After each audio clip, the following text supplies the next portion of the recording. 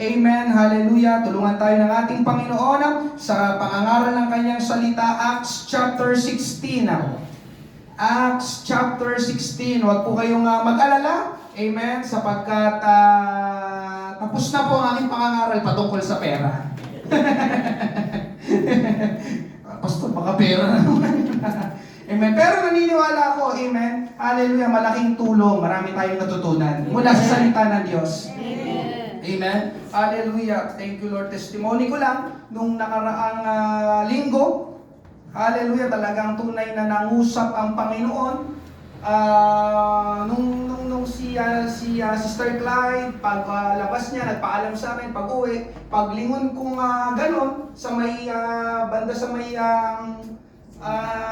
banyo, amen, sa likod ng sasakyan, may dalawa tayong kapatiran doon na nandoon pala, nag-uusap, nagulat ako, nandiyan pa po pala kayo, kala ko po ay umuwi na kayo. Tapos lapit sila, di pastor, nag-usap lang po kaming dalawa. Amen. Oh, bakit may problema po ba? Amen. Hindi po pastor, pinag-usapan lang po namin yung pangangaral nyo patungkol sa tithes. Amen. Gulat ako, sabi ko, kala ko kung ano na. Amen. Pero nakita ko doon, sineryoso nila. After ng gawain, nag-usap silang dalawa.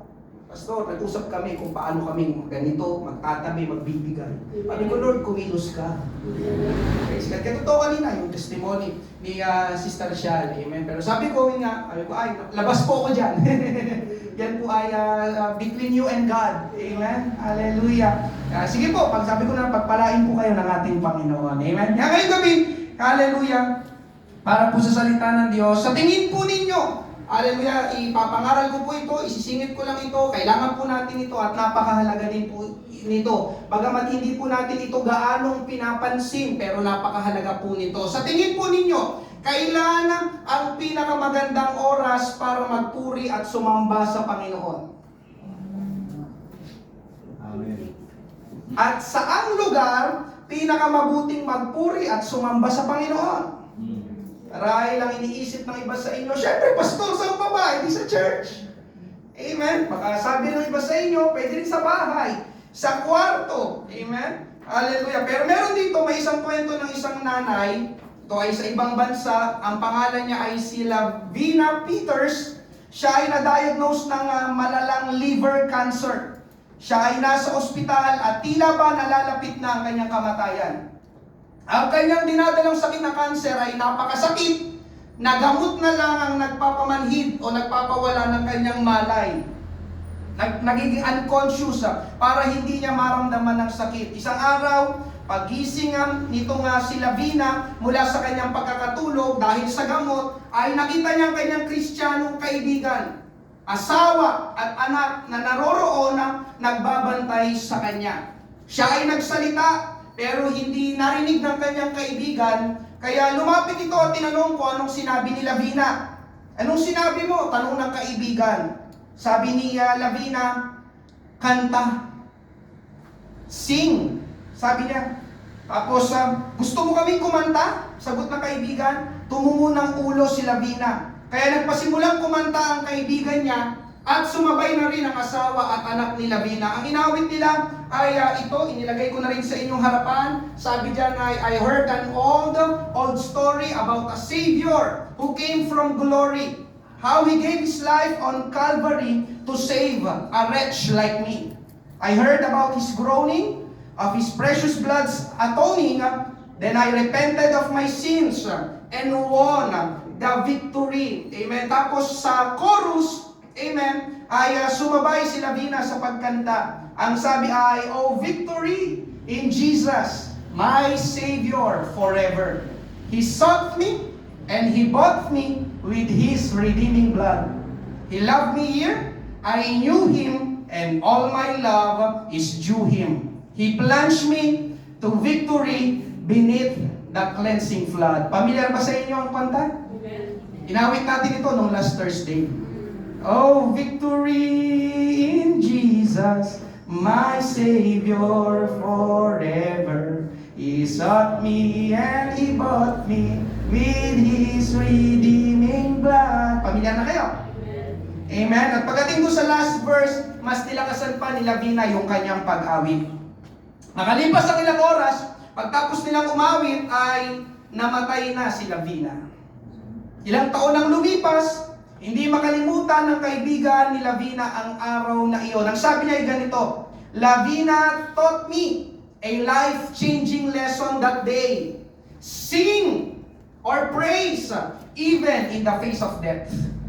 Umaawit, magpuri pa rin kahit nahaharap ka na sa kamatayan. Amen? Kaya balikan natin ang tanong kanina, kailan ang pinakamagandang oras na magpuri at sumamba sa Panginoon? At saang lugar pinakamabuting magpuri at sumamba sa Panginoon? Sa ating babasahin tagpo sa Bible, ito'y sina Pablo at Silas. Amen? Sila ay umawit ng papuri sa Panginoon sa loob ng bilangguan. Basahin natin ang ating main text, Acts chapter 16 verses 19 to 26. Ngunit nang makita ng kanyang mga amo na wala nang inaasahan nilang pakinabang, ay hinuli nila sina Pablo at Silas at kinaladkad sila sa pamilihan sa harapan ng mga pinuno. Nang maiharap na sila sa mga hukom, ay sinabi nila ang mga taong ito ay mga Hudyo at ginugulo nila ang ating lungsod. Nagtuturo sila ng mga kaugaliang hindi ipinahihintulot sa ating mga Romano na tanggapin at gawin. Ang maraming tao ay sama-samang tumindig laban sa kanila at pinunit ng mga hukom ang mga damit ni na Pablo at Silas at ipinag-utos na hagupitin sila. Nang sila'y mahagupit na nila, ng maraming ulit, itinapon sila sa bilangguan at pinagbilinan ng tanod o gwardya ng bilangguan na sila'y bantayang mabuti. Nang kanyang matanggap ang utos na ito, kanyang ipinasok sila sa kaloob-looban ng bilangguan at ikinabit ang kanilang mga paa sa mga panggapos.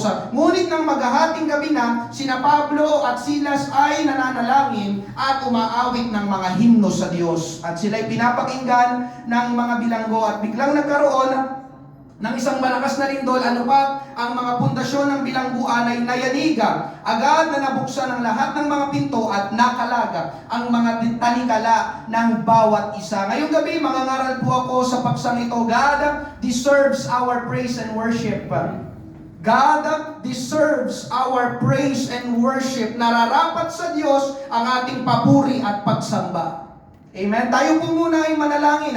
Ngayong gabi, Panginoon, marami pong salamat sa gabing ito. Ikaw, O Diyos, ang malayang kumilos sa aming kalagitnaan sa pamamagitan ng banal na Espiritu. Mangusap ka. Ngayong gabi, O Diyos, hallelujah, tulungan mo po kami. Anuman, O Diyos, sitwasyon, kalagayan na aming kinakaharapan, karapat dapat ka pa rin purihin at sambahin, Panginoon. Marami pong salamat sa iyong gagawin sa gabing ito. Ito pong aming panalangin na turuan mo kami, Panginoon Diyos, ang aming puso. Hallelujah. Puso na nagagalak, puso na nananabik sa iyo, puso na nagpupuri sa iyo, Panginoon. Ito pong aming panalangin sa pangalan ni Jesus. Lahat ay magsabi ng Amen! Palakpakan natin ang ating Panginoon. Praise God. Una po natin pag-usapan, foundation of praise and worship. Amen. Pundasyon ng papuri at pagsamba. Ang praise at worship po, amen, ay dalawang salita sa Bible na palaging magkasama. Halos magkasing kahulugan. Kapag may pagpupuri, may pagsamba. Kapag may pagsamba, may pagpupuri. Amen? Ang ibig sabihin ng praise, amen, ay pagbibigay halaga. Ascribing value or worth. Ang ibig sabihin naman ng worship, ito ay kinuha sa lumang English na worship. Amen? Na ang ibig sabihin ay paglalagay ng halaga. Placing value on. At dito po sa ating binasang kwento, sina Pablo at Silas ay umawit ng mga himno sa Diyos. Verse 25, ngunit ng maghahating gabi na, sina Pablo at Silas ay nananalangin at umaawit ng mga himno sa Diyos at sila ay pinapakinggan ng mga bilanggo. Ano pong ibig sabihin nang umawit sila ng himno sa Diyos? Ibig sabihin nun, mga kapatid, sila po ay nagpuri o nagpupuri sa Diyos. Sila'y sumasamba sa Diyos. Sila'y nagbibigay ng halaga sa Diyos. Sila'y naglagay ng halaga sa Diyos. Praise and worship. Amen. Dito, mga kapatid, pinapakita ni na Pablo at Silas na kapuri-puri ang Diyos. Amen. Nakarapat dapat na sambahin ang Diyos. Can you say amen? Amen. At totoo yun, mga kapatid ko sa Panginoon. Dapat po na maunawaan natin na sa ating mga mananampalataya, ang dapat na focus ng ating buhay ay walang iba kundi ang Diyos. At kung ang Diyos ang focus ng ating buhay, dapat natin siyang purihin at sambahin. Amen. Naririnig niyo palagi ito, God is worthy to be praised. God is worthy to be worshipped. God deserves our praise and worship. Deserve ng Diyos ang ating mga papuri at pagsamba. At marahil nagtatanong ka ngayong gabi, Pastor, bakit ko naman gagawin yan? Bakit ko naman pupurihin ng Diyos? O bakit ko naman sasambahin ng Diyos? Narito po ang ilang mga dahilan. Bakit dapat purihin at sambahin ng Diyos? Una, mga kapatid ko sa ating Panginoon, gusto kong makuha natin ito. Una, yung salita o yung tinatawag na mercy. Habag o awa. Ang ibig sabihin po ng mercy, amen, hallelujah, ay not receiving what we deserve. Not receiving what we deserve. Ang mercy po, kapatid ko sa Panginoon, o ang mercy ng Diyos ay hindi ibinigay ng Diyos sa atin ang karapat-dapat sa atin. Amen? Ang sabi po ng Bible, mga kapatid ko sa Panginoon, walang mabuti sa atin. Ang tao, kapag binasa niyo ang Bible, rebelde. Ang tao, matigas ang ulo. Ang tao, masuwayin. Ang tao, dahil nga walang mabuti, ano kabaliktaran ng mabuti? Ganon ang tao. Ang tao, walang oras, walang panahon sa Diyos. Kamusta ngayong gabi? Puno ba tayo? Kitang-kita ngayong gabi. Amen? Ito ang tao, mga kapatid ko sa Panginoon. Ito tayo. Amen po ba? Amen. Hallelujah. Ang tao pilit na lumalayo sa Diyos. Isaiah 53 verse 6. Tayong lahat ay gaya ng mga tupang naligaw. Bawat isa sa atin, tingnan niyo, bawat isa sa atin, lumihis sa kanyang sariling daan. Itong gusto kong daan. Itong gusto kong puntahan. Itong gusto kong gawin. Ayaw ko ng daan at pamamaraan ng Diyos. Sabi nga ng sikat na kanta, sino kumanta nun? My way. Amen? Alam niyo yung mga daan na yun. Amen? Gusto ko my way. Ayoko ng God's way. Lumihis tayo, bawat isa sa atin, ng ating sariling daan. Sabi pa ng Romans 7:18, alam kong walang mabuti sa akin. Pansinin niyo mga kapatid, yung mga pananalita, amen, na sinulat sa Bible, alam kong walang mabuti sa akin. O sa atin. Naniniwala ka ba na walang mabuti sa atin? Amen? Ang tinutukoy ko ay ang makasalanan kong pagkatao. Dahil kahit gusto kong gumawa ng mabuti, hindi ko ito magawa. Mga kapatid ko sa Panginoon, masakit man itong pakinggan, amen, sa ayaw man o sa gusto mo, walang mabuti sa atin. Amen? Sa madaling sabi, ito rin ay sabi ng Bible, amen, tayong lahat ay makasalanan. Amen. Sino dito ang makasalanan? Amen. Sino ditong makasalanan?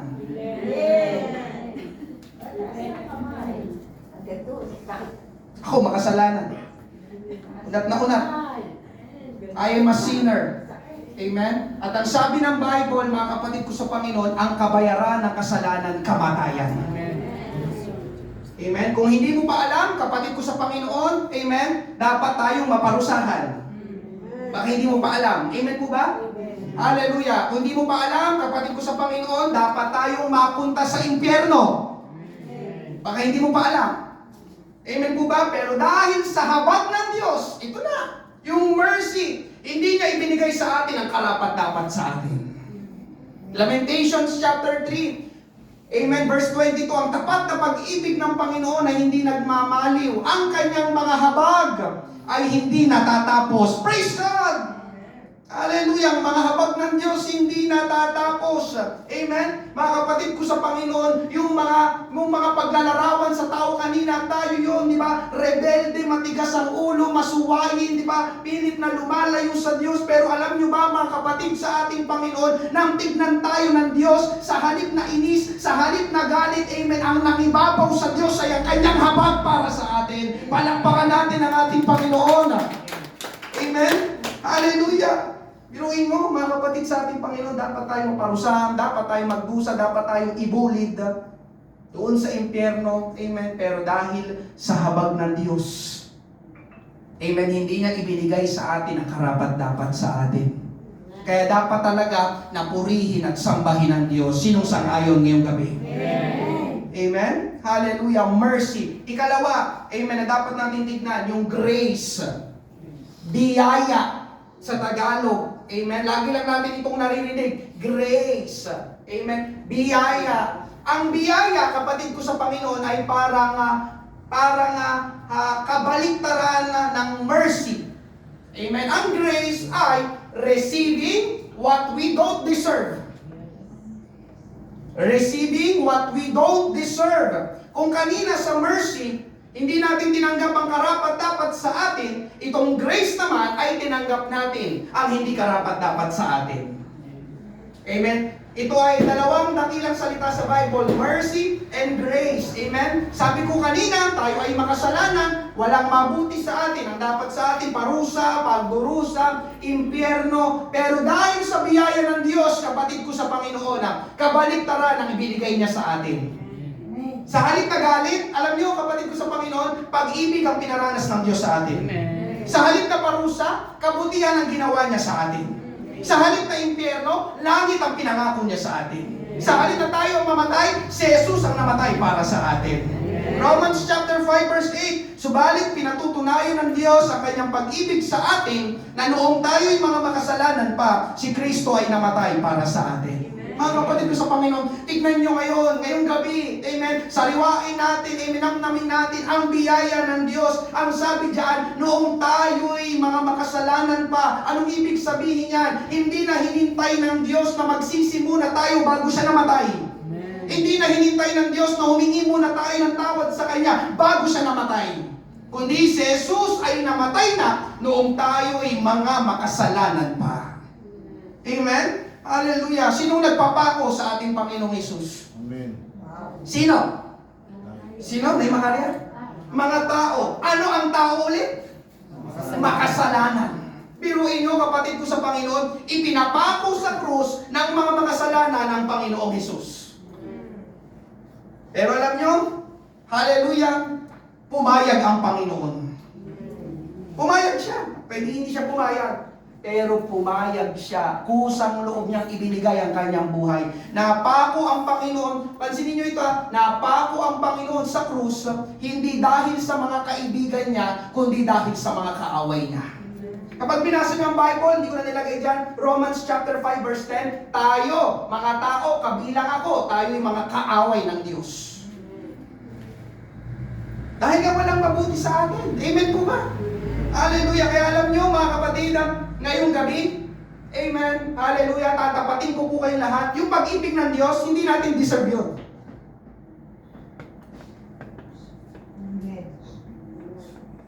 Amen? Yung kabutihan ng Diyos, hindi natin deserve yun. Amen? Masuwayin, rebelde, matigas ang ulo, walang panahon sa Diyos. Amen? Hallelujah. Amen. Puro kasamaan ang nasa isip. Diba? Tapos, pagpapakitaan ka ng kabutihan ng Diyos, deserve ba natin yun? Diba? Sino sa inyo, tatapatin ko kayo, sinuntok ka, yayakapin mo yung sumuntok sa'yo. Pa! Oh, alam pa, sinuntok mo. Amen po ba? Amen. Kaya yung pag-ibig ng Diyos, hindi natin deserve yun. Yung kabutihan ng Diyos, hindi natin deserve yun. Yung mga pagpapala ng Diyos, hindi natin deserve yun. Amen. Yung kapatawaran ng Diyos, hindi natin deserve yun. At lalong-lalo na ang langit, hindi natin deserve yun. Pero dahil sa biyaya ng Diyos, o dahil mabiyaya ang Diyos, kahit hindi tayo karapat-dapat, natanggap natin o matatanggap natin yung mga bagay na yun na nabanggit. Kapatawaran, kaligtasan, langit, kabutihan, pag-ibig ng Diyos, amen, matatanggap natin dahil mabiyaya ang ating Panginoong Diyos. Amen. Amen. Kasi tuwing titignan ko po ang aking sarili, ako minsan, pag nagre-reflect ako ng aking sarili, amen, tinatanong ko, amen, sino ako para iligtas ng Panginoon? Sino ako para pagpalain ng Panginoon? Sino ako para gamitin ng Panginoon? Amen. Nagtatanong ka rin ba ng ganon?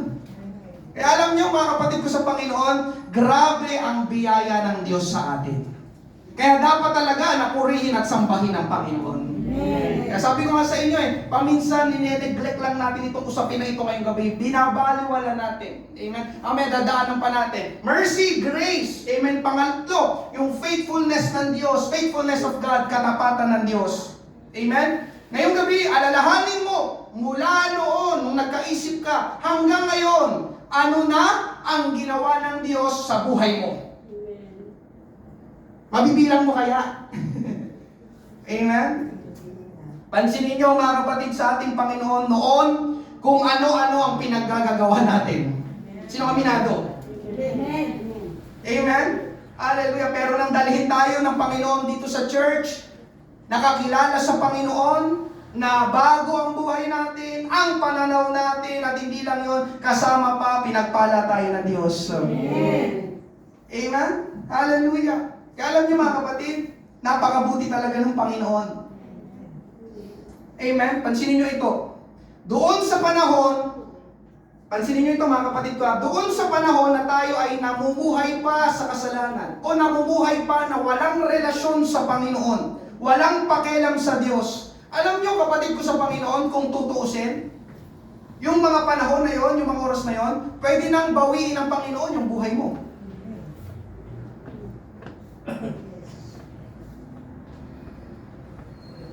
Amen? Amen.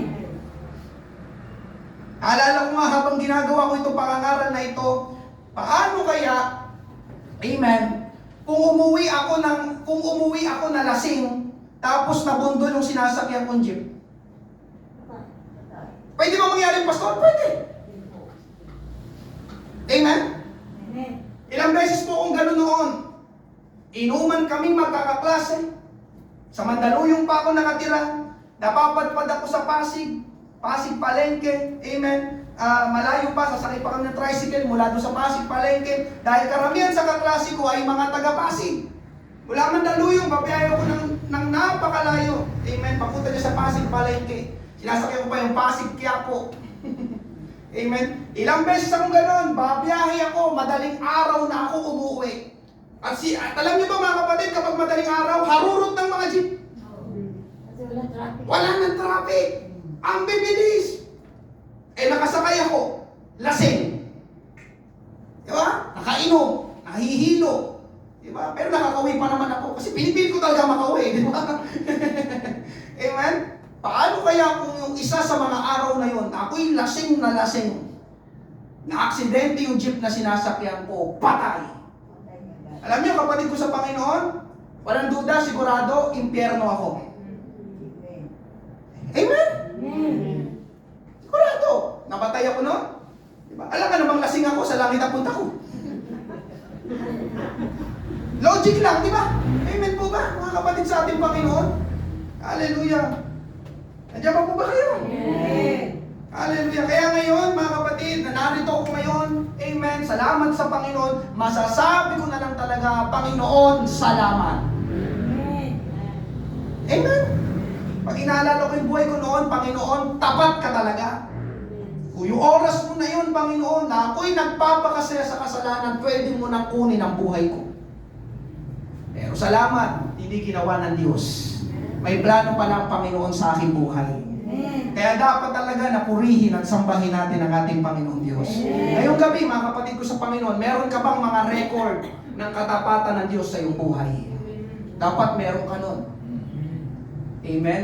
Nang sa ganon, from time to time, naalala mo, nga Panginoon, amen, itong araw na ito, itong oras na ito, itong panahon na ito, amen, hindi mo ako pinabayaan. Amen. Kinatagpo mo ang aking pangailangan, pinagaling mo ako, Panginoon. Hallelujah. Lord, dapat masasagasaan ako noon, pero hindi ko alam, para bilang may humila sa aking paatras. Amen po ba? Amen. Hallelujah. Yun ang totoo mga kapatid, tapat ang Diyos. Amen? Ikaapat, kapatid ko sa Panginoon, wisdom of God, faithfulness of God, wisdom of God. Sa ating pong binasang tagpo sa Bible, amen, sina Pablo at Silas ay hinagupit, hinubaran muna, hinagupit, binugbog, hiniyak, at kinulong. Amen? Baka nagtatanong kayo, Pastor, bakit sila hinubaran? Para mas ramdam nila yung hagupit. Naunawaan niyo na po. Hubaran muna, parang sa ganun, balat talaga. yung matatamaan ng kanilang hagupit. Katunayan, mga kapatid ko sa ating Panginoon, kapag binasa niyo po ang mga naunang talata sa chapter 16, ang Diyos pa mismo ang nagpapunta kina Pablo at Silas sa lugar kung saan sila hinuli, binugbog at kinulong. Kaya sa unang tingin, bakit naman ganun ang Diyos? Pinapunta niya sina Pablo at Silas doon para hulihin, para bugbugin. Nangaral na nga sila ng tungkol kay Jesus, nakulong pa sila. Marahil ay sumagi na rin sa isip mo ang gano'n, kapatid ko sa Panginoon. Ganito ba ang maging Kristiyano? Ganito ba ang sumunod sa Panginoon? Naglingkod na nga, napasama pa. Kung kailan na born again, tsaka naman dumami ang mga problema. Hindi ba nakikita ng Diyos? Sinong napatanong na sa inyo ng gano'n? Ngayong gabi, kapatid ko sa Panginoon, nais kong sabihin sa iyo na nakikita ng Diyos at alam ng Diyos ang lahat. Ang lahat ng nangyayari sa mundo at ang lahat ng nangyayari sa buhay mo. At gusto kong sabihin sa iyo, marunong ang Diyos. Amen? May mga oras, kapatid ko, na pinahihintulot ng Diyos. Amen? Na mangyari sa atin ang mga ganung bagay. Katulad dito sa ating kwento kina Pablo at Silas, pinahintulot ng Diyos na sila ay makulong. Bakit? Upang dalhin sila sa mga taong bukas ang puso sa ebanghelyo ng Panginoong Hesus. Nandoon kasi sa bilangguan ang taong bukas ang puso para kay Jesus. Sino? Yung gwardiya. Amen? Kapag tinuloy niyo ang pagbasa, yung gwardiya na nagbabantay kina Pablo at Silas, sumampalataya sa Panginoon at naligtas. Hindi lang siya, pati ang kanyang buong sambahayan. Amen? Kaya ang tanong, maliligtas ba ang gwardiya kung hindi nakulong sina Pablo? Kaya ngayong gabi, marunong ang Diyos. Alam niya ang gagawin. Minsan, kapatid ko sa Panginoon, naka-orchestrate na lahat sa Diyos.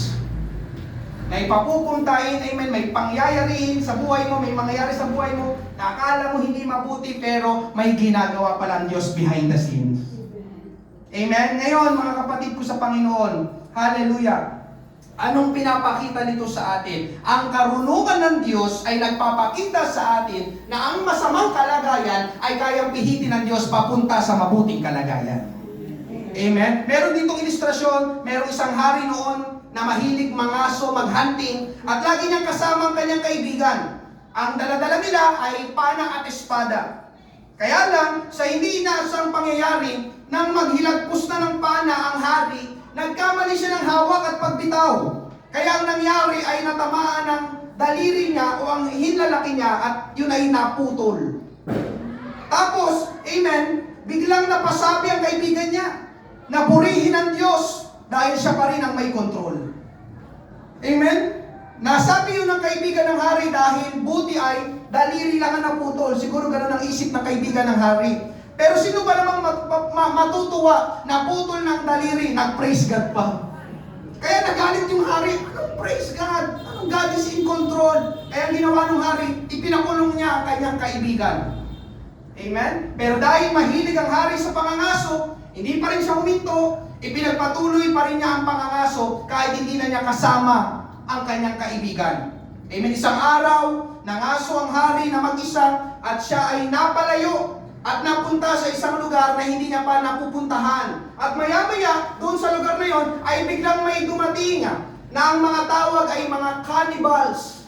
Hindi ko pa alam kung narinig nyo na yung termino na yon, cannibals. Ito po yung mga kumakain ng tao, tama ba? Kumakain ng laman ng tao.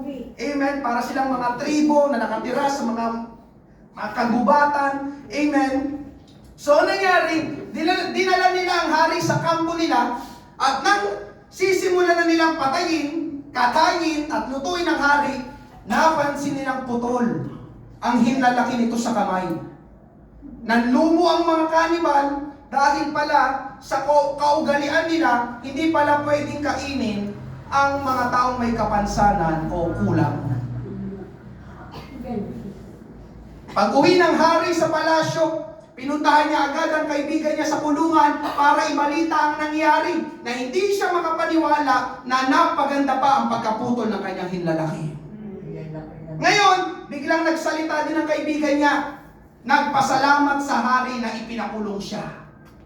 Dahil kung hindi siya nakakulong ng oras oras na iyon at kasama siya ng hari na nahuli, siguradong siya ang namatay at ginawang pagkain ng mga cannibals. Kaya napaganda rin ang pagkakakulong ng kaibigan ng hari.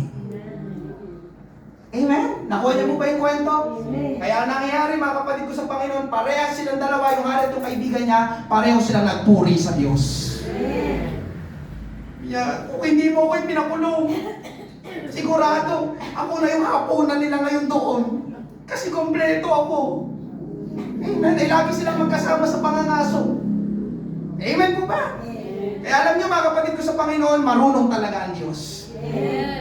Dahil marunong ang Diyos, dapat natin siyang purihin at sambahin. Ayun, kung bakit ko po hindi pinapangaral sa first point, ay para mailatag po ang pundasyon. Kaya nga first point, foundation of praise and worship. Nilalatag po natin ang pundasyon kung bakit dapat nating purihin at sambahin ang Diyos.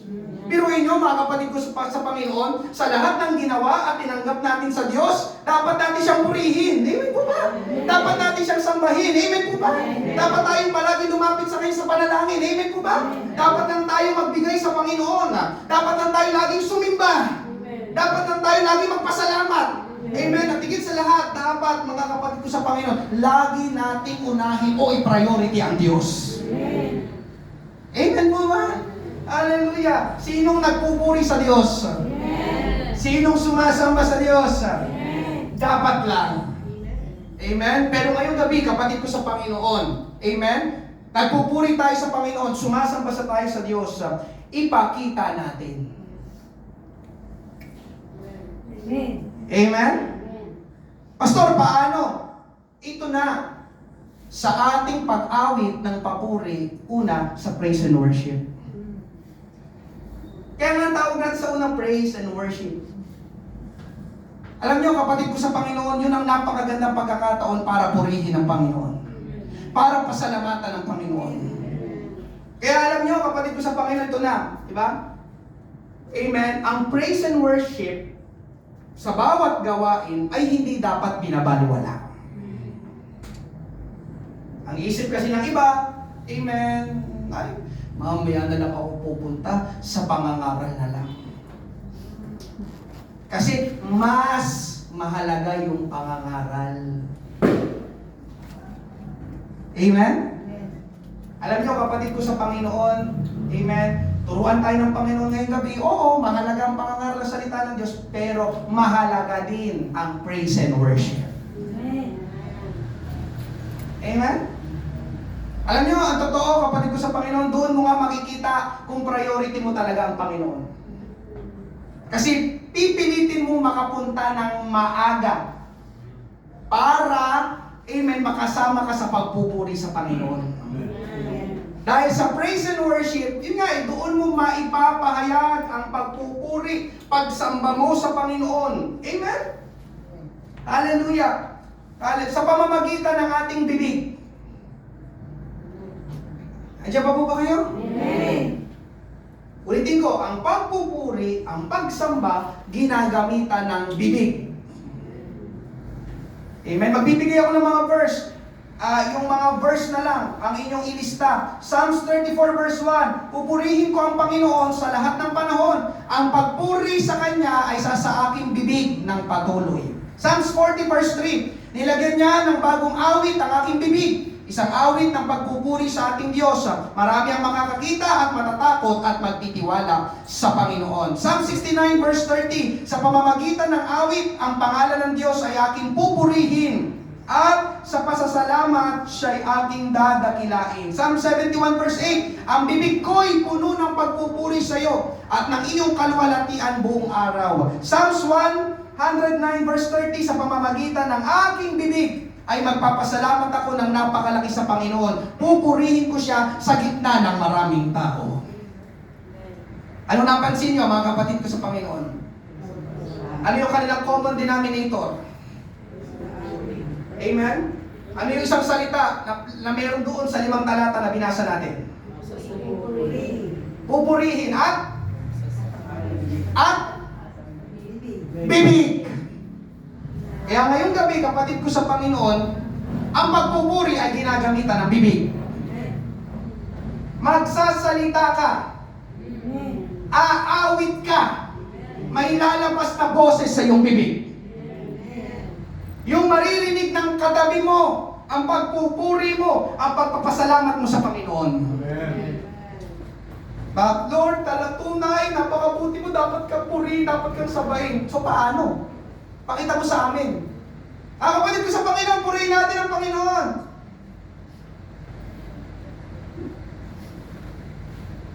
Ganun lang? Pagpupuri yun? Sabi ng Bible, no. Ang pagpupuri, ginagamitan ng bibig. Ibubo ka. Amen? Tingnan nyo, sabi, verse 25, ngunit nang maghahating gabi na, sina Pablo at Silas ay nananalangin na tumaawit ng mga himno sa Diyos, at sila'y pinapakinggan ng mga bilanggo. Pinapakinggan sila ng mga bilanggo. Anong ibig sabihin? May naririnig ang mga bilanggo na kasama nila Pablo. Pinapakinggan sila. Ibig sabihin, may boses, may tinig na lumalabas sa bibig nila Pablo at Silas. Hindi sila nito sa bilanggo na nagagano lang. Sinabi, pinapakinggan. Wow. Amen po ba? Amen. Kaya alam nyo, kapatid ko sa ating Panginoon, sa ating pagpupuri dito sa church, amen, ibuka mo ang iyong bibig. Amen. Lakasan mo pa ang iyong pag-awit. Amen. Ito, bigay mo ang iyong pagpupuri. O sabi mo, karapat-dapat ang Diyos sa papuri at pagsamba. Lord, napakabuti mo, natanggap namin ang hindi namin deserve. Hindi namin tinanggap. Amen. Ang dapat deserve namin. Ipakita mo, Panginoon, salamat! Kaya, di ba pag nagpupuri tayo, maingay. Lord, salamat, O Diyos. Hallelujah. Napakabuti nyo. Alam nyo, mga kapatid sa ating Panginoon, di ba?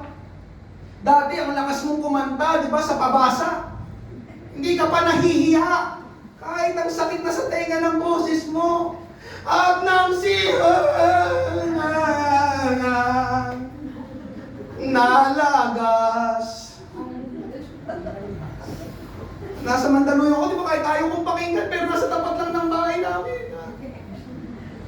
Pero ngayon, kapatid ko sa Panginoon, nandito ka sa church, siligtas ka ng Panginoon, binago ang buhay mo, pinagpala ka, namulat ka sa katotohanan, hindi mo ba pupurihin ang Diyos? Amen? Pero noon, yung mga ginagawa mo, walang katuturan. Amen po ba? Amen. O, dubigay ka ba doon, di ba? Akala mo na natutuwa sa yung mga kapitbahay mo sa kakabidyo-owe mo. Oy, magpatulog ka. Alam niyo, kapatid ko sa Panginoon, sa ating pagpupuri, huwag mo ikahiya. Bakit? Dahil karapat dapat ang Diyos sa ating papuri at pagsamba. Alam niyo mga kapatid, ito tayo. Ito tayo. Tayong mga mananampalataya ay dapat mapagpuri sa Panginoon. Kaya gano'n na lang ang pagpapaalala ko sa bawat isa ngayong gabi na makisangkot tayo sa praise and worship. Amen? Kaya minsan, mga kapatid ko sa ating Panginoon, yung gano'n, hallelujah, huwag tayo magpalit. Amen po ba? Mamaya na lang, di ba? Sa giving. Amen na no! Praise and worship. Magpuri, magpasalamat. Napakadaming ginawa ng Diyos sa iyo nitong mga nagdaang linggo. Punta ka sa praise and worship, sabihin mo sa Panginoon lahat ng kanyang ginawa sa buhay mo. Salamat Panginoon, ginising mo ako. Salamat Panginoon, pinalakas mo ako. Salamat Panginoon, pinagaling mo ako. Salamat Panginoon, pinakain mo ako. Napakarami kapatid ko sa Panginoon. Kaya nga nating ubusin ang ating oras sa isang asal sa gawain na ito na nagpupuri lang tayo sa Panginoon. Amen? Kaya alam nyo mga kapatid ko sa ating Panginoon, hallelujah, yun nga pinagbubuti natin, praise and worship. Amen. Ipakita mo kung karapat-dapat nga talagang purihin ang Diyos. Amen. Amen. Hallelujah. Alam nyo kapatid ko sa Panginoon, ang pagpupuri naghahayag ng nilalaman ng ating puso. Dahil kung anong nasa puso natin, yun ang lalabas sa bibig natin. Luke 6:45, ang mabuting tao mula sa mabuting kayamanan ng kanyang puso ay nagbubunga ng kabutihan, at ang masamang tao mula sa masamang kayamanan ay nagbubunga ng kasamaan, sapagkat mula sa kasaganaan ng puso ay nagsasalita ang kanyang bibig. Kung anong nilalaman ng iyong puso, lalabas sa iyong bibig. Kaya kung hindi mo kilala ang Panginoon, kung baliwala sa iyong ginagawa ng Panginoon, kung hindi mahalaga sa iyong Panginoon, kung hindi mo na-appreciate ang kabutihan at katapatan ng Diyos, hindi ka talaga makakapagpuri sa Diyos. Bakit? Dahil wala sa puso mo o iba ang nilalaman ng puso mo. Amen? Kaya pagpupuri sa Panginoon, heart issue, usapin ang puso. Kamusta ang nilalaman ng iyong puso? Dahil kung ano, amen, ang laman ng iyong puso, lalabas sa iyong bibig. Amen po ba? Amen. Hallelujah. Kaya ngayong gabi, kapatid sa Panginoon, hallelujah, ang ating bang puso ay puno ng pasasalamat o puno ng sama ng loob? Amen? Narito mga kapatid ko sa Panginoon, foundations of praise and worship. Ikalawa, pag-usapan natin our will to praise and worship, ang ating kalooban sa pagpuri at pagsamba. Kapag sinabing will, nais, gusto, nasa. First point, karapat-dapat ang Diyos sa ating papuri at pagsamba. At sasabihin ng iba, tama yun. At sasabihin naman ng iba, tama yun, pastor. Pero hindi sa lahat ng pagkakataon. Hindi sa lahat ng oras. Pupurihin, amen? Pupurihin lang ang Diyos kapag mabuti ang mga nangyayari sa atin. Tama ba? Tama ba? Pupurihin lang ang Panginoon kapag mabuti lang ang nangyayari sa atin. Tama ba? Tama ba? Sabi nyo kayo na, amen. Amen? Natanggap ako sa trabaho, purihin ng Panginoon. Napromote ako sa trabaho, purihin ng Panginoon. Amen. Napasama ako sa tupad, purihin ng Panginoon. Pero kapag hindi na maganda o hindi na mabuti ang mga nangyari sa atin, pastor, wag muna tayo magpuri sa Panginoon. Amen? Sasabihin ng song leader, purihin natin ang Panginoon. Ikaw naman, ikaw na lang. Pangit ang araw ko ngayon. Sino ganon? Kanina. Pag naitasan niyo kamay. Pero di ba kapatid ko sa Panginoon, syempre nga naman, ang hirap magpuri na hindi maganda ang nangyayari sa iyo. Pastor, makakapagpuri ba ako na may sakit ako, may sakit ang mahal ko sa buhay? Makakapagpuri ba ako na nagtataas ang presyo ng mga bilihin? Makakapagpuri ba ako na namatayan kami? Makakapagpuri ba ako na binaha ang bahay namin? Makakapagpuri ba ako na mahina ang benta ng tindahan namin? Meron ba ganun, pastor? Meron. Sino pastor? Sina Pablo at Silas. Amen? Verse 22 hanggang 25.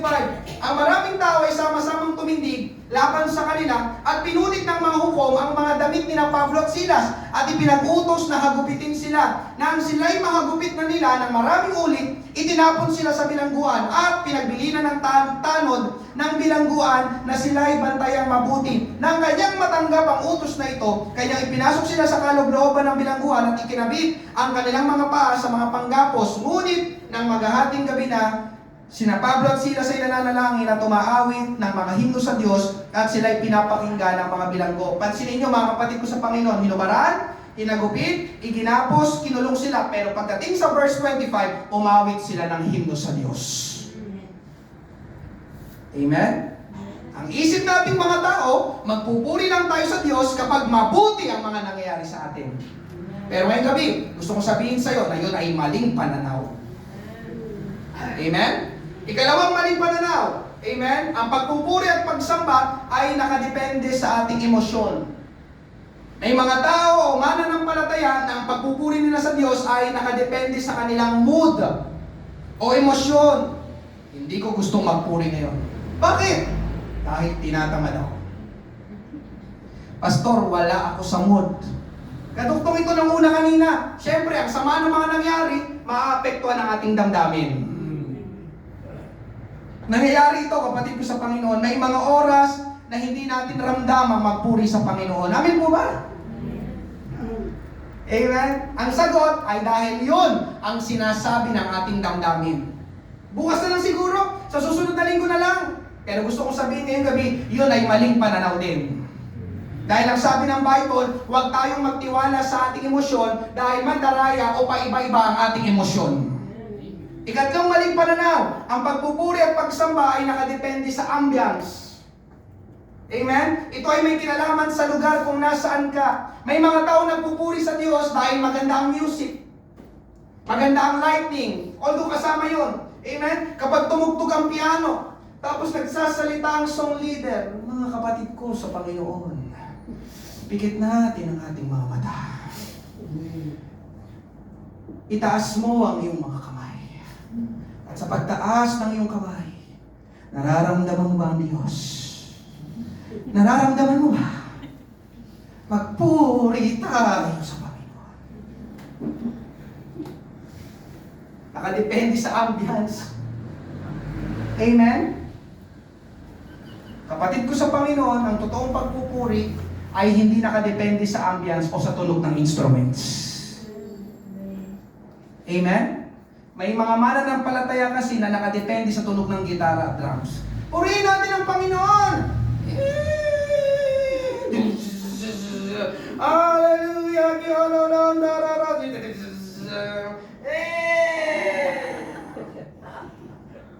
Tapos kapag huminto yung music, titigil din sila. Ang tawag doon, ang mga tao, nagpupuri sa Diyos, nakadepende sa music. But no, yun ay mali. Kaya pansin nyo, amen? Pagtapos ng kanta, tapos na. Alam niyo, kapatid ko sa Panginoon, idatagdag ko ito, ang totoong praise and worship, ang totoong pagpupuri sa Diyos, magsisimula lang pagtapos ng awitan. Amen. Amen. Ang totoong pagpupuri sa Panginoon, magsisimula lang pagtapos ng awitan, pagtapos ng malunganan. Kapag sinabi ng song leader, purihin natin ang Panginoon, doon ka magpuri sa Panginoon. Amen.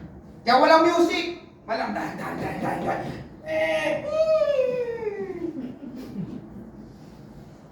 wala. Amen? Hinto. Dahil ang ginagamit sa pagpupuri, kapatid ko sa Panginoon, ay ano? Hindi sasabay sa music. Doon ka magpuri, doon ka mas pasalamat sa Panginoon. Amen? Yung ating pag-awit, intro pa lang yun. Amen po ba? Magpupuri sa Panginoon. Nandiyan pa po ba kayo? Amen?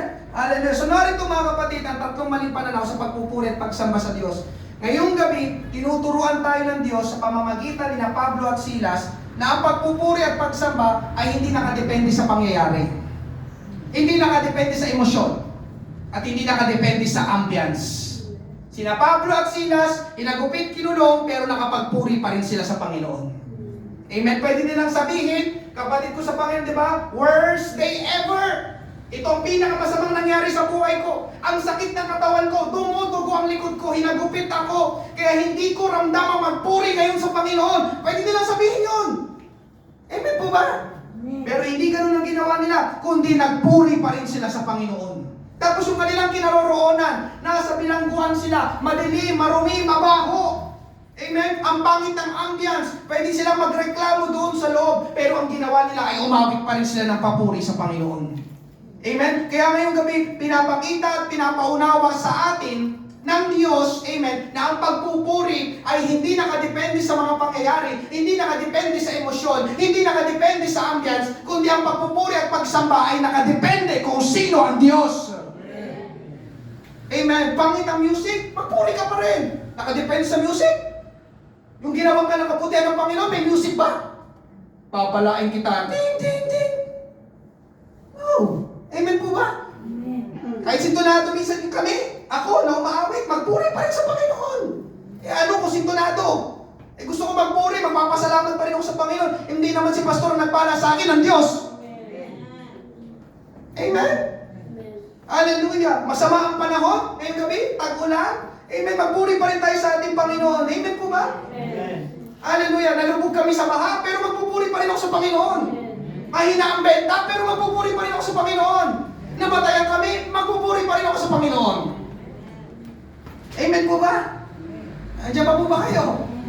Kaya ang praise and worship, nilagay ko ba yan? Act of will. Praise and worship is an act of will. Yun nga, pipiliin mo pa rin magpuri sa Panginoon. Nanasain mo pa rin. Hindi magandang mga nangyayari. Wala ako sa mood. Ang pangit ang ambience. Hindi ko ramdam ngayon ang magpuri sumamba sa Diyos. Pero will, nanasain ko, pipiliin ko pa rin magpuri sa Panginoon. Alam nyo kung bakit, mga kapatid ko sa ating Panginoon? Hallelujah! Bakit tayo magpupuri sa Panginoon? Kahit hindi mabuti ang mga nangyayari sa atin. Alam nyo kung bakit? Dahil kahit hindi mabuti ang mga nangyayari sa atin, deserve pa rin ng Diyos ang ating praise and worship. Amen? Amen? Amen po ba? Amen. Hallelujah! Kaya ngayong gabi, Amen. Hebrews 13:15, kaya't sa pamamagitan niya ay magandog tayong patuloy ng alay ng pagpupuri sa Diyos, sa makatuwid ay ng bunga ng mga labi na nagpapahayag ng kanyang pangalan. Masakit, pero nagpupuri. Hindi madali, pero nagpupuri. Amen. Marahil may mga nagtatanong ngayong gabi, Pastor, paano kaya nagawa yung ni Pablo at Silas na purihin pa rin ng Diyos kahit masama ng kalagayan nila? Ang sagot, kapatid ko sa Panginoon, ay nag-focus sila sa Diyos. Hindi sila nag-focus sa kalagayan nila. Amen? Umaawit sila ng himno sa Diyos. Hindi sila umaawit ng himno sa mga nangyayari sa kanila. Ang focus nila ay papunta sa Diyos. Yung kabutihan ng Diyos, yung katapatan ng Diyos, yung kaligtasan mula sa Diyos. Amen? Kapatid ko sa Panginoon, hallelujah, pakinggan mo ito, hindi mo matutukoy kung palaging maayos ang magiging takbo ng buhay mo. Hindi mo mapipili ang mga mangyayari sa iyo. Can you say amen? Amen. Pero pwede mong piliin kung saan o kung kanino ka magfo-focus. Sa mga nangyayari sa iyo? Amen? O magfo-focus ka sa Diyos? Sina Pablo at sina Silas, pinili nilang mag-focus sa Diyos. At dahil nag-focus sila sa Diyos, ang lumaki sa paningin nila ay ang Diyos, hindi yung kanilang kalagayan. Amen po ba? At dahil nag-focus sila sa Diyos, naniniwala sila na hindi pa tapos ang Diyos sa kanila. Hindi pa yon ang huling hantungan nila. Kaya ngayong gabi, ganun din sa atin. Kung masama ang mga nangyayari sa iyo, mag-focus ka sa Diyos. Kapag kilala mo ang Diyos, sasabihin mo sa Panginoon, Panginoon, hindi pa ito ang aking huling hantungan. Hindi ka pa tapos sa aking buhay. Meron ka bang gagawing dakila at maganda at mabuti sa aking buhay? Amen po ba? Amen. Hallelujah! Kaya ngayong gabi, kapatid ko sa Panginoon, hallelujah! Kapag merong masamang nangyayari sa iyo, sa halip na magmukmok, sa halip na magreklamo, magtiwala ka sa Panginoon, purihin mo siya. Palakpakan natin ang ating Panginoon. Hallelujah! Praise God! Thank you, Lord! Alam niyo ngayong gabi, kapatid ko sa Panginoon, amen! Dadagdag ko rin ito, tingnan nyo, napakabuti ng Diyos. Paano kaya kung ang Diyos ay katulad nating mga tao? Alam nyo, kawawa tayo. Lord, kailangan ko ngayon ng pagkain. Sabi ng Panginoon, pasensya na, tinatamad ako ngayon.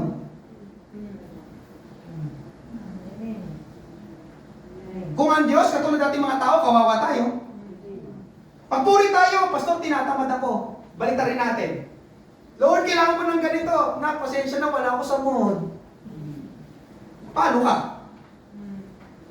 Amen? Kaya sa lahat ng oras, ibigay mo ang pinakamabuting papuri sa Panginoon. Ayaw mo yung mga katabi mo, magmalakas ang tinig mo, umawit ka ng malakas, walang problema. Tuwang-tuwa pa ang Panginoon. Amen po ba? Hallelujah. Kaya ngayong gabi, hallelujah, walang katulad ang habag at biyaya ng Diyos sa atin. Pangatlo, panghuli, atmosphere of praise and worship. Yung nalilikha ng pagpupuri at pagsamba sa Diyos, gaya ng sabi ko kanina, amen, ang isa sa maling pananaw ng pagpupuri ay nakadepende sa ambience. Kapag maganda ang ilaw, maganda ang tugtugan, makakapagpuri ka. Amen? Hallelujah. Ito ay madalas na nangyayari sa, ayun na, mga malalaking churches. Amen? Mga shadow nakadepende. Wala naman pong masama doon. Sa ilaw, amen, instruments, mabuti yung kaya pinag-iigihan natin. Pero ang tamang pagpupuri, kapatid ko sa Panginoon, ay hindi dapat nakadepende sa mga bagay na iyon. Amen? Amen? Hallelujah. Ang totoo, mga kapatid ko sa Panginoon, ang pagpupuri at pagsamba, yun ang lumilikha ng tinatawag na atmosphere o ambience. Mauuna muna ang pagpupuri sa Diyos bago makalikha ng napakagandang ambience. Sabi kanina, ambience muna. Kailangan magandang ambience para makapagpuri. No, magpuri ka muna para gumanda at gumuti ang ambience. Amen? Kaya in-encourage kong bawat isa itong darating na linggo, alas 10 ang simula, praise and worship. Pumunta ka bago mag-alas 10. Lumikha tayo ng napakagandang ambience. Amen. Sabay-sabay tayo magpuri, magsumamba sa Panginoon, magpasalamat. Isang buong linggo ulit ang natapos. Amen, yun ang tamang pagkakataon. Lord, salamat po. Punta ako bago mag-alas 10. Kakanta ka ulit kami ng papuri sa iyo, ng pagsamba sa iyo. Meron isang tagpo sa Bible, amen, 2 Chronicles chapter 7, hindi ko na ito babasahin. Amen. Ito po yung tagpo na si Haring Solomon, dedication ng templo, naghandog sila ng mga hayop para sa Diyos. Tapos kinuha niya yung mga Levita, yung mga saserdote. Yung mga Levita at saserdote, ang pangunahing tungkulin nila, amen, ay tungkulin ang paglilingkod sa templo. Ang ginawa nila, pinaawit ni Haring Solomon, yung mga saserdote, Levita. Mag-aandog tayo, amen, dedication ng templo ngayon. Amen, bagong tayo ang templo. Ang gawin natin, magpuri tayo sa Panginoon, kayo ang manguna, susunod kami. Ganun ang ginawa nila. Alam nyo, kapag binasa nyo ito, pagtapos nilang umawit ng papuri at pagsamba sa Diyos, bumaba ang presensya ng Diyos sa kanilang kalagitnaan. Amen? Nasa verse, nang matapos ni Solomon, isa na lang, ang kanyang panalangin, may apoy na bumaba mula sa langit at tinupok ang handog na sinusunog at ang iba pang mga handog at nabalot ng makapangyarihang presensya ng Panginoon ng templo. Kaya ngayong gabi, kapatid ko sa ating Panginoon, hallelujah, yun din ang dahilan bakit nasa unahan ang praise and worship sa ating mga gawain. Basta ba't hindi mo na pangangaral sa dulo na lang yung praise and worship? No. Sa ating kasi pagpupuri sa Panginoon, inaanyayahan natin ang presensya ng Diyos sumali sa ating kalagitnaan. Maawit kami, Panginoon. Kailangan ka namin. Walang saysay ang gawain na ito kung hindi mo kami sasamahan. At gusto ko sabihin sa iyo, kapatid ko sa Panginoon, kapag ang Diyos na naog o bumaba sa ating kalagitnaan ng kanyang banal at makapangyarihang presensya, siguradong may gagawin ng Diyos sa buhay mo. Bakit? Dahil kasama natin ang Panginoon. Kaya ang praise and worship, nasa unahan. Ang pag-awit, ang pagpuri, ang pagsamba sa Diyos, inaanyayahan natin ang Panginoon na sumali sa ating gawain, sa ating kalagitnaan. Amen po ba? Hallelujah. Ngayong gabi, hallelujah, ganun ang nangyari kina Pablo at Silas. Nang sila'y magpuri at sumamba sa Diyos sa loob ng bilangguan, lumindol ng malakas. Acts 16:26, at biglang nagkaroon ng isang malakas na lindol. Ano pat ang mga pundasyon ng bilangguan ay nainig. Agad na nabuksan ang lahat ng mga pinto at nakalag ang mga tanikala ng bawat isa. Tignan nyo yung nangyari, mga kapatid. Hinuli sila, nakasarado ang pinto ng bilangguan, pero biglang nabuksan. Nakatali sila ng tanikala, pero biglang natanggal ang tanikala sa kanila. Nung magpuri, sumamba sila sa Diyos, ano nangyari? Nabago ang ambience. Nang nagpuri, sumamba sila sa Panginoon, nabago ang kanilang kalagayan. Amen? Inuwi mo, nakakulong, nabuksan, lumindol, nayaniga. Amen? Kaya ngayong gabi, kapatid ko sa ating Panginoon, itong unang ginagawa ng Panginoon sa ating pagpupuri, pagsamba sa Diyos. Ano yun? Binabago niya ang ambience sa iyong kalooban. Amen? Naranasan mo na bang pumunta ka ng church na masama ang iyong loob? Naranasan mo na ba na pumunta ka ng church na naiinis ka dahil may hindi ka mahanap? May nawawala? O may sumira ng araw mo? Naranasan mo na ba pumunta ka ng church, amen, na ang bigat ng pakiramdam mo dahil sa mga problema at suliranin? Pero nang magsimula ng gawain at pinili mong umawit ng papuri, itinaas ang iyong kamay, ipinigit ang iyong mga mata, umawit ng papuri sa Panginoon, unti-unting nawala ang inis mo. Unti-unting nawala, amen, ang galit mo. Unti-unting nawala ang kabigatan sa puso mo. Alam niyo kung bakit? Dahil ganun ang ginagawa ng Panginoon kapag buong puso ka nagpuri at sumamba sa Kanya. Kaya nga, una talaga ang praise and worship. Kasi bago pumunta ng church, minsan, may mga pangyayaring hindi inaasahan. Yung glass door, binabalibag mo, akala mo hindi glass yan. Pupuri na ba? Magpuri na tayo! Pero mamaya, habang sumasabay ka sa kanta, di ba? Hindi mo napapansin. Lumuluwag yung kalooban. Napapangiti ka bigla. Kasi pinapaalala ng Panginoon sa iyo yung kanyang mga kabutihan. Amen. Tapos maya-maya, nakaupo ka. Kanina, pagpasok mo, hindi pa nagsisimula kasi mamot ka. Pero pagtapos ng praise and worship, nakangiti ka na. Mabati ka na sa lahat. Good morning po, good evening, good evening.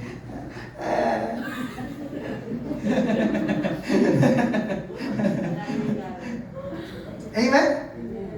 Paglabas mo ng church, sarap na sa pakiramdam. Amen po ba? Amen. Kaya kung nagpuri tayo kanina, mamaya pwede doon tayo magpuri. Lalabas ka, masaya ang iyong puso. Amen. Salamat. Pinaalala mo ulit sa akin, gaano kakabuti ngayong gabi. Amen. Lalo na itong mga nakaraan, baka meron sa inyo, hindi magandang mga nangyayari. Kahit hindi magandang mga nangyayari, magpupuri pa rin tayo sa Panginoon. Amen. Amen? Ikalawa, ito yung panghuli, praise and worship affects other people. Acts 16:25, ngunit nang maghahating gabi na, sina Pablo at Silas ay nananalangin at umaawit ng mga himno sa Diyos at sila ay pinapakinggan ng mga bilanggo. Ito, kapatid ko sa Panginoon, ay tumutukoy na sa testimony. Testimony ito. Paano naging testimony ang pastor? Sa mga hindi mananampalataya, pakinggan mo ito, sa mga hindi mananampalataya, karaniwan sa kanila ang maging masaya o magalak o umawit o magpuri kapag maganda ang nangyayari. Natural, di ba? Na-promote ka, may natanggap ka na bonus. Amen? Hallelujah. Ano ba? Amen. Gumaling ka. O kung ano ba, di ba? Pinagpala ka, natural. Magsasaya, taawit ka ng papuri sa Panginoon. Pero pakinggan mo ito, sa mga hindi mananampalataya, hindi karaniwan sa kanila. Amen. Kapag sila'y nakakita ng tao, na alam nila na yung tao na yun, may mabigat na dinadala ng problema, pero nakakangiti at umaawit ng papuri sa Panginoon. Amen. Mapapatanong sila bigla, ano yun? Baliw? May problema yun ah. Kamamatay lang ng kanya. Nawalan niya na. Nagkasakit yun. Bakit ang saya niya pang dumaan sa harapan natin? Tapos parang may narinig ako sa kanya, parang may umaawit siya ng masaya. Ano yun? Testimony sa kanila. Kasi sa kanila hindi pang karaniwan yun. Dapat lang magpuri kapag magandang nangyayari. Pero sa ating mga mananampalataya, mabuti o masama nangyayari, nagpupuri pa rin tayo sa Panginoon.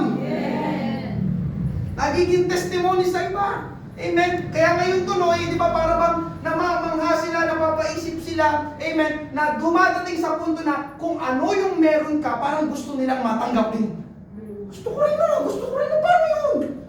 Amen? May bagyo ngayon na, binabahan ngayon na, walang pasok ka, walang sweldo. Ay, gano'n, nakakangiti sila, kakapagpuri pa rin sila. Amen po ba? Gusto ko rin yun. Saan pa pupunta yun? Sama na nga ako. Amen? Kaya alam nyo, kapatid ko sa Panginoon, pag nasa bahay kayo, amen, kapag may hindi magandang mangyayari, di ba?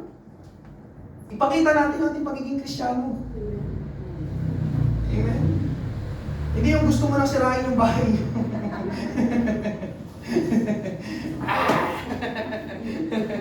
Oh, hindi pa rin, di ba? Oh, hindi madali. Amen po ba? Amen. Hindi madali, di ba? Act of will. Lord, magpupuri pa rin ako. Hindi mo alam, may nakakakita sa iyo. Amen? Hallelujah. Panghuli, kapatid ko sa ating Panginoon, magtatapos ako sa isang kwento. Ito po ay nangyari sa China. Merong isang Chinese na naging Kristiyano, ang pangalan niya ay Zhang. Amen? At sino po nakakalam ngayong gabi na hindi madali ang maging Kristiyano sa China? Yes, hindi po madali. Sila po isang komunistang bansa at hindi po tanggap sa kanila yung pagiging Kristiyano. Meron, pero patago. Yung mga ganitong ginagawa natin, bawal ito sa kanila. Huhulihin tayong lahat. At ganito nga yung nangyari sa ating kwento. Itong si Zhang ay hindi natakot, tinanggap pa rin ang Panginoong Hesus sa kanyang buhay. Dahil bawal, amen, ang kanilang service ay ginagawa sa bahay o house church. Yun na, parang ganito. House church. Pero isang araw, habang sila ay merong gawain, ay biglang nagdatingan ng mga pulis at ni-raid ang pinagtitipunan nila. Hinuli sila at ang sabi ng chief police kay Zhang, ikukulong namin kayo. At doon sa loob ng bilangguan ay merong mga matitigas na puso na kriminal. So tinakot sila. Amen? Ganun nang nangyari. Dinala nga si Zhang at ang mga kasamahan niya sa bilangguan at naroon nga mga sinasabing kriminal. At pagpasok pa lang nila sa loob, yung mga kriminal na lampas sa 10 ay ginagawa nila yung ganito sa kanilang kamay.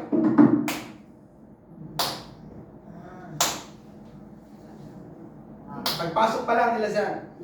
Amen? So tumayo yung gang leader ng mga kriminal, amen, at nagtanong, amen, kay Zhang, bakit kayo napasok dito? Sumagot si Zhang, dahil kami po ay mga Kristiyano. Nagtanong ulit yung gang leader, nakikipagsuntukan ka ba? Sumagot si Zhang, hindi. Nagtanong ulit yung gang leader, kumakanta ka? Sumagot si Zhang, oo. Kaya sabi ng gang leader, sige, kantahan mo na lang kami. Kumanta ka para sa amin. So ganun ang ginawa nila. Si Zhang, kasama yung kanyang mga kapatid, kasamahang Kristiyano, nagsimula silang pumikit, magtaas ng kanilang kamay at umawit sila ng papuri sa Panginoon. Pagtapos nilang awitin yung kanilang kanta, pagdilat ng kanilang mga mata, laking gulat nila, yung mga mahigit sa 10 mga kriminal na nasa harapan nila, amen, ay namumugtong na yung kanilang mga mata. Sabi daw, mga matitigas na kriminal. Amen? Hallelujah. Kaya ang nangyari, habang umaawit para sila, kumikilos ang Diyos sa puso ng bawat nakakarinig ng kanilang pagpupuri. Kaya ang gang leader, biglang nagsabi na, mangaral kayo. Amen sa amin tungkol sa Panginoon ninyo. Sabi ng gang leader, nangaral nga si Sam. Nagkaroon ng church service sa loob ng bilangguan. Tinuin nyo, sa house church sila, hinuli sila, doon pala sa bilangguan magkakaroon din ng service. So nangaral si Sam doon sa loob ng bilangguan. Hallelujah! Halos lahat ng mga nakabilanggo, mga inmate doon, tumanggap sa ating Panginoong Jesus. Isang araw, habang sila'y nagpupuri, sumasamba sa Panginoon, yung gwardiya na naka-duty ay biglang nagalit. Amen? Kasi nga, hindi nga pwede sa kanila yon. Ayaw niya ng ganung ginagawa nila. Kaya galit na nagtanong yung gwardiya, sino ang nagpasimula nito? Kapag walang umamin, parurusahan ko kayong lahat.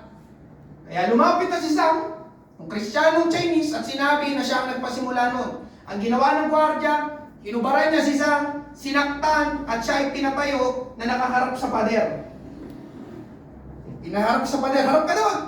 Amen? Pero na makita ng gang leader ang nangyari, siya ay tumayo din at tumarap sa pader. At yung mga karamihan at halos lahat ng mga inmate na naroon, ganon din ang kanilang ginawa. Tumayo sila lahat, humarap sila lahat sa pader. Sinamahan nila si Zhang na nangaral sa kanila patungkol sa ating Panginoon. Kaya ang resulta ng nangyari, nainis yung gwardiya, ang ginawa niya ay nag-walk out na lang siya. Saan nagsimula lahat? Nung nagpuri si Zhang sa Panginoon. Lord, bubugbugin kami ng mga to. Ito ang aming sandata ngayon, magpupuri kami sa iyo. Ano nangyari? Naligtas yung mga matitikas na puso na kriminal. Kaya ngayong gabi, kapatid ko sa ating Panginoon, napakahalaga ng pagpupuri, pagsamba sa Panginoon. Pilitin natin palagi, amen? Bago magsimula ang gawain, amen? May praise and worship, pupunta ako.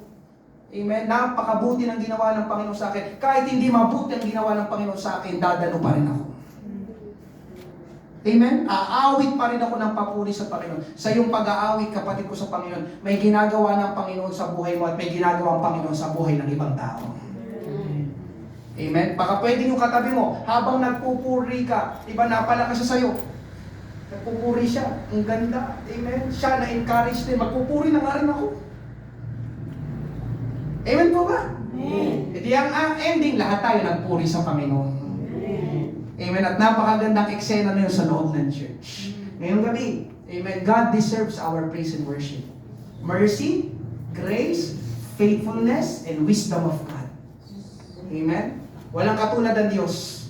Amen. Ngayong gabi, amen, sabay-sabay tayo. Purihin, pasalamatan, palakpakan natin ang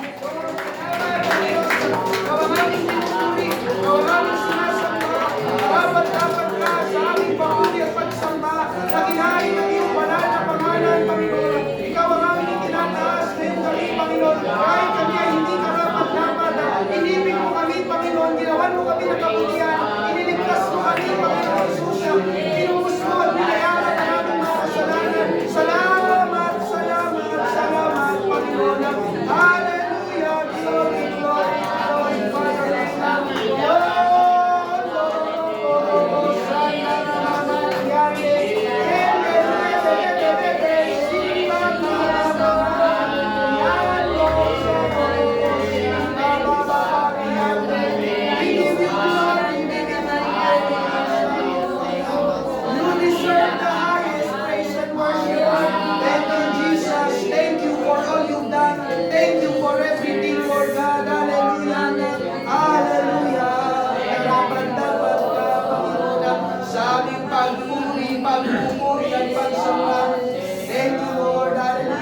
Father, hallelujah, tayo magsitayong lahat. Hinahayaan ko, amen, ang ating musician.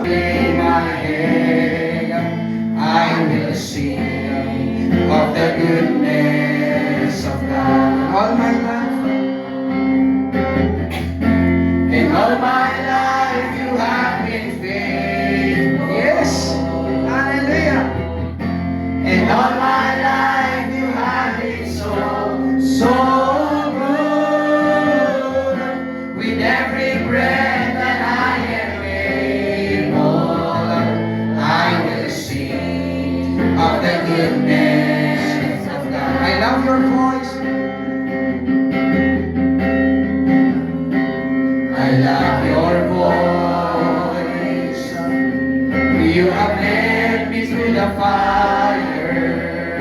In the darkest night, you are close like no other. I've known you as a father. I've known you as a father. I've known you as a friend. And I have lived in the goodness of God. And all my life you have been faithful. Yes, thank you, Lord. And all my life you have been so, so good. With every breath that I am able, I will sing of the goodness of God. Your goodness is running after, it's running after me. Your goodness is running after, it's running after me. With my life laid down and surrendered now, I give you everything. Cause your goodness is running after, it's running after me. And all my life, and all my life you have been faithful. And all my life you have been so, so good. With every breath that I am able, I will sing of the goodness of God. I will sing, and I will sing of the goodness of God. Simulan natin magpuri, magpasalamat sa ating Panginoon.